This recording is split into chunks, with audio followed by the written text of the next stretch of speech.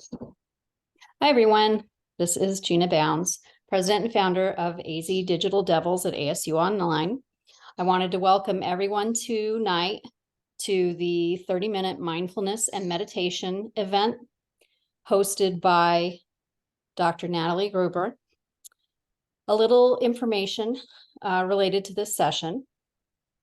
So Natalie has hosted a number of series related to mindfulness and meditation. I attended some of her sessions last fall, as well as several this semester. And from my own personal experience, they've been life-changing. I had never successfully meditated before until I attended the sessions by Natalie. I tried a number of times to read about it, to watch videos, and I could just never calm my mind enough.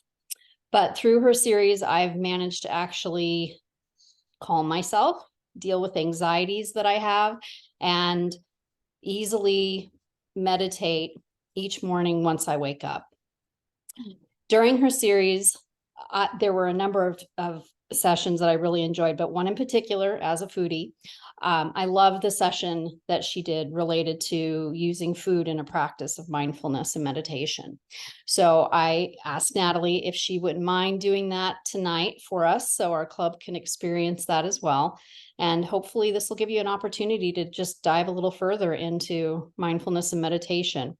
If you take a look at the email that was sent, there's also helpful links out there with the ASU's Mindfulness Center, a link to the ASU Mind Heart Mindfulness Instagram and YouTube channel, and of course, email if you have any questions related to this session or any other sessions that are available. So with that, I will hand it over to Natalie to proceed. Thank you, Gina. Thank you for that lovely introduction. It is great to be with you, and thank you for having me. I wanted to start off just by defining what is mindfulness. So mindfulness is a practice where we place our attention on the present moment. So it's really the intention to pay attention with an attitude of openness and curiosity about what you find in that present moment. And there are so many different ways that you can practice mindfulness. You can think of mindfulness as almost like sports, different ways to play sports. Well, there are many, many different mindfulness practices. So we're going to do one tonight, and that is mindful eating.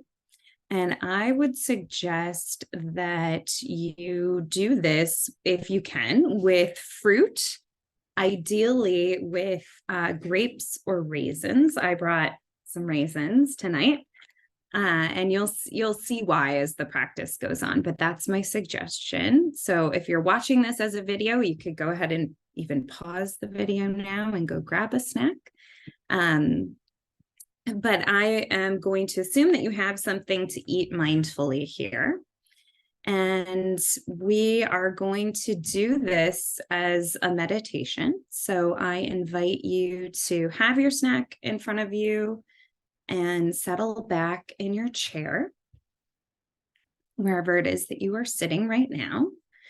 And to begin, you could close your eyes if you wish, or just lower your gaze. And we'll just take a breath or two to intentionally relax ourselves a bit and just invite ourselves to relax.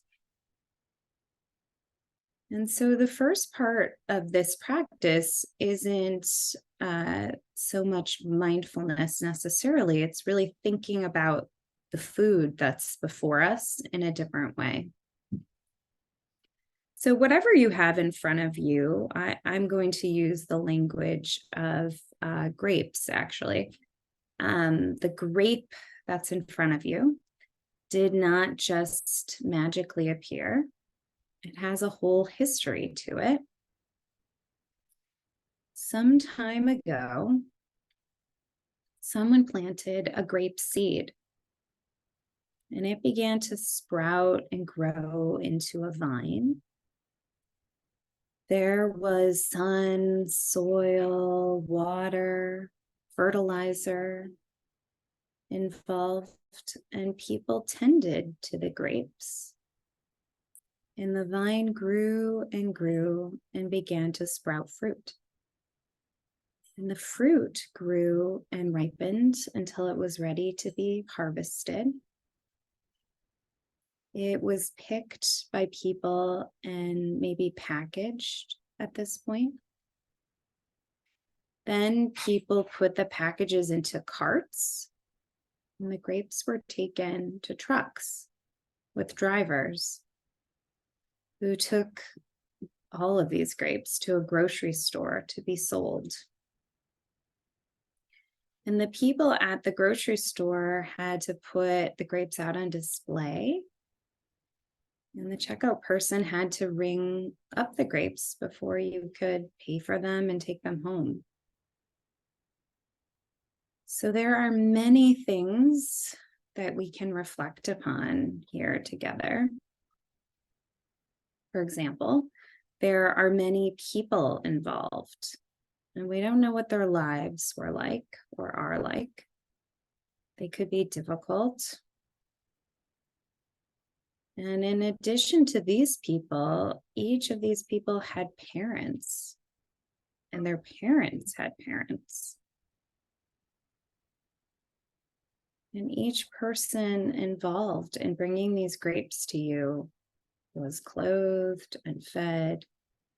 And they too consumed countless amounts of food. So you might ponder for a moment where that food may have come from that they consumed. Maybe even the truck that brought their food. Where did that truck come from? Who produced the oil, metal, plastic, and glass necessary to make all this happen? Who paved the roads that the cart drove on? Who put down the cement, tar, or asphalt? And where did that come from? Let your mind consider this. And maybe you just naturally, or you can invite yourself to make some connections here that I haven't mentioned yet. There are many connections. So now notice what's going on inside of you. How do you feel after having thought about the grape or whatever food it is that might be in front of you? And you can just notice. There's no right or wrong answer here. Find out what's true for you in this moment. This is mindfulness, being aware of your experience. Perhaps you're feeling appreciation or sadness or sleepiness, anything. Just find out what's true for you. And now we can segue into mindful eating. So you could open your eyes and take a look down at the food before you, whether it's a grape or not. But pick up one piece of your food, like this raisin, and just look at it as though you've never seen it before. Maybe with the curiosity of a small child for the first time seeing this food, this raisin. And you could roll it in your fingers. Notice its outer covering, its skin, its shape, and maybe the way the light reflects on it. You might also smell your food and still bringing that curiosity and sense of wonder as though this were a brand new object. And maybe also notice if you have an impulse to eat it. And just be aware first of that impulse, that wanting to eat whatever's in front of you. And then you can go ahead and eat it. So you could put it in your mouth and begin to chew it. And you can do this slowly. on purpose, slow down this process to explore the flavor, texture, maybe even the sounds, your saliva, how your teeth and tongue move, and they know exactly what to do. You don't even have to think about it. So also notice, this is maybe a new practice or experience for you. So notice what's going on in your mind right now. Maybe you're having a thought like, the first one isn't as good as the second one if you've moved on from the first one to the second one. Or maybe this exercise feels a little silly, or whatever thought comes to mind. Just notice what's happening for you.